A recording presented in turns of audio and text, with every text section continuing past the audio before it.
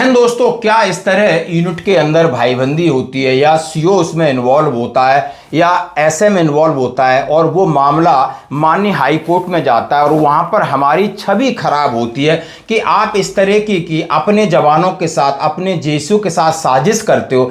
ऐसा तो सिविल में होता है, आदमी कुर्सी बचाने के लिए, कुर्सी हथियाने के लिए ऐसे हथकंडे करता है। यहां तो बहुत साधारण तरीके से लोग सर्विस नहीं कर रहे हैं, यानी देश के लिए न्यौछावर होने के लिए खड़े हैं। एक सरकारी आदेश पर, एक अपने सीओ के आदेश पर अपनी जान इस देश के लिए कुर्बान करने के लिए खड़े। आखिर उनके साथ आप ऐसा क्यों करते हो? इससे सिस्टम बदनाम होता है और ऐसा ही सिस्टम हाईकोर्ट में जाके बदनाम हुआ है। और आखिर इसकी जिम्मेदारी क्या है? कर्नल मुकुल साहब, उन्होंने क्या कमेंट्स किया? इस धोखाधड़ी को अंजाम देकर सेना या संगठन को बदनाम करने वाले दोषियों के खिलाफ कड़ी कार्रवाई की जानी चाहिए, जिन्होंने फर्जी फायरिंग टेस्ट और दस्तावेजों के आधार पर जेसीओ को सेवा विस्तार देने से इनकार करके उन्हें परेशान करने की कोशिश भी की है। बिल्कुल दोस्तों, उन्होंने अपने हृदय की बात लिखी है कि आप ऐसा षड्यंत्र करते हो किसी जेसीओ के साथ, और जेसीओ गनीमत है कि उसने सिर्फ अपोज किया, यानी विरोध किया कि मैं था नहीं और मेरी वहां पर उपस्थिति दिखा करके और हमको किसी टेस्ट में फेल कर दिया, और उसने जाकर के माननीय एएफटी में चैलेंज किया, कोर्ट में चैलेंज किया। वहां पर सेना की किरकिरी हुई कि अब सेना के अंदर भी ऐसे होने लगा है क्या?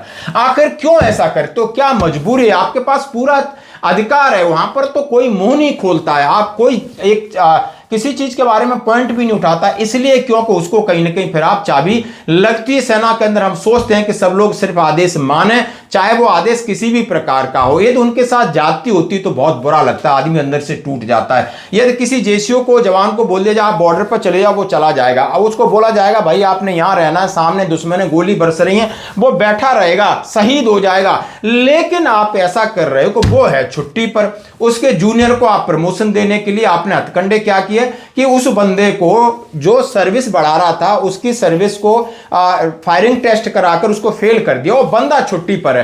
इतना मत करो ना, थोड़ा बहुत उतना ही करो जितना कि सब्जी में नमक चलता है। हर जगह शायद होता होगा, बाहर की दुनिया तो इतनी खराब है, अंदर की इस तरीके की खबरें सुन के मन को कहीं ना कहीं ठेस लगती है कि अपने अधिकारों का दुरुपयोग मत करिए। आपके लिए, आपके हुक्म पर लोग जान कुर्बान करने के लिए तैयार है, और सेना जैसा इंस्टीट्यूशन, सेना जैसा सिस्टम नहीं मिलेगा।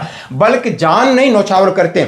आप जहां कहीं अधिकारी बैठा है, पानी उसको पहले देते हैं, चाय देते हैं, कुर्सी देते हैं, खुद से हाथ से साफ कर देते हैं। गेट आपके एक सूबेदार मेजर आपकी खिड़की खोल रहे हैं, आपको सलूट मार रहे हैं, आप जय बोले जा रहे हैं, आपके घर द्वार बंगला सब कुछ आपको इतना लुक आफ्टर कर रहे हैं, और दिल से लुक आफ्टर कर रहे हैं, दिल से लुक आफ्टर कर रहे हैं। और ये आप जिस तरीके की करोगे फिर कोई दिल से नहीं करेगा। फिर आप समझ सकते हो कि एयरफोर्स में इस तरह क्या लुक आफ्टर करते हैं? नहीं करते। नेवी में करते हैं? नहीं करते। आर्मी के अंदर का ये ट्रेडिशन है और ये बहुत अच्छा ट्रेडिशन है, लेकिन इस ट्रेडिशन की बाट लगा दी। क्यों बाट लगा दी? अब मैं ये बात को कहना चाहूंगा, भले ये बात कड़वी है, किसी को भी लगे, बड़ों को लगेगी, क्योंकि वो कहीं ना कहीं अपनी ईगो में, जब रिटायरमेंट आकर के सब्जी का थैला लेकर के घूमोगे, यहां आपको कोई पूछने वाला नहीं होगा, तब आपको रियलाइज होगा ना, आप समाज से दूर रहोगे और सेना भी आपको इसी तरीके से हट करेगी जिस तरीके से आपके दिमाग में कुछ बसा हुआ है। प्लीज ऐसा मत करिए।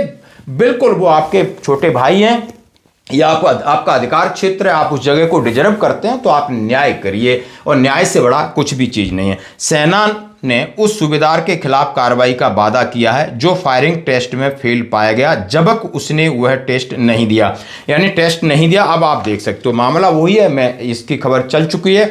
फिर अब ये आइए, सेना ने उस मामले पर कड़ी कार्रवाई का वादा किया है जिसमें एक नायब सूबेदार को फायरिंग टेस्ट में असफल दिखाया, जबकि वह बटालियन में मौजूद नहीं था और वह छुट्टी पर अपने गृह नगर में था। यह मामला कोर्ट ने जस्टिफाई कर लिया कि बिल्कुल इसके साथ गलत हुआ है। सेना ने भी इस गलती को सुधारने के लिए कहा है कि हम इसको दोबारा इसकी प्रक्रिया करेंगे। अभी इसकी सर्विस को एक्सटेंशन कर दिया है और दोबारा हम टेस्ट लेंगे। लेकिन ये मामला इतने दिनों तक चला रहा, इतने झूठे एविडेंस दिए, इससे क्या आप समझते हो? यानी भारतीय सेना की लोग कसम खाते हैं एक, और आपके आदेश होते हैं कि यदि आप एक इंडिविजुअल कहीं जा रहा है तो वो सेना को रिप्रेजेंट करता है। भाई ट्रेन में गड़बड़ नहीं करना, कहीं गड़बड़ नहीं करना, इस वर्दी की इज्जत बचा लेना। ये सबको नाम, नमक और निशान की बात की जाती। यहां पर सेना ने कहा है कि उसे स्क्रीनिंग बोर्ड में प्रत्यात्मक चूक का नोट दिया है, लेकिन जांच लंबित होने तक कोई टिप्पणी नहीं करेगा। सेना ने कहा है हालांकि चूक को दूर करने और भविष्य में ऐसी पुनरावृत्ति रोकने के लिए आवश्यक कड़ी कार्रवाई की जाएगी। यानी न्यायमूर्ति अनिल छत्रपाल, अनिल महाजन की पीठ ने सेना के आश्वासन को ध्यान में रखते हुए याचिका का निपटारा कर दिया। यानी सेना की तरफ से रखा गया कि भाई गलती अब दोबारा नहीं होगी, ऐसा नहीं हो सकता। और वो केस के बारे में शायद आपको पता होगा कि कहाँ का केस है। सिर्फ इतना था कि सर्विस एक्सटेंशन का मामला था और वहाँ पर सर्विस एक्सटेंशन नहीं करना चाहते थे और ये करवाना चाहते थे। अब सर्विस एक्सटेंशन क्यों न कराए कोई, मैं इस बात पर भी चर्चा करूँगा। क्यों चर्चा करना लाजमी आज संडे में, हमेशा हर एक अपने जवान को बोलता हूँ। इसके ऊपर पर्टिकुलर आपको वीडियो बनाऊंगा कि आपने प्रीमेचर आना या नहीं आना। प्रीमेचर लास्ट रेयर कंडीशन हो, जब आपका काम न चल रहा हो तो आप प्रीमेचर के लिए ऑप्शन करें। अदरवाइज आप अपना सर्विस बढ़ाएं। जैसा हम सभी जानते हैं कि आप सिपाही से लगाकर सूबेदार तक आपको 2 साल सर्विस एक्सटेंशन का प्रावधान है, क्योंकि यहाँ पर आपकी लाइबिलिटीज हैं, बच्चे बड़े होते हैं, शादी है, बहुत सारा खर्चा हो गया आजकल, बहुत सारी ठगी हो गई। यहाँ आपका कोई नहीं है यहाँ, और अपना पैसा किसी भी कहने पर व्यापार में न लगाएं। चाहे कोई चैन मार्केटिंग की बात करे, कहीं और बात करे, बहुत सारे जवान हैं मेरे गांव आसपास के 20-20, 25-25 लाख खेती बेच करके भरे हैं। सेना में हवलदार हैं, नायक हैं, लेकिन कौन सा वो मोबाइल गेम, पत्ती गेम के चक्कर में बाट लगा के बैठे हैं।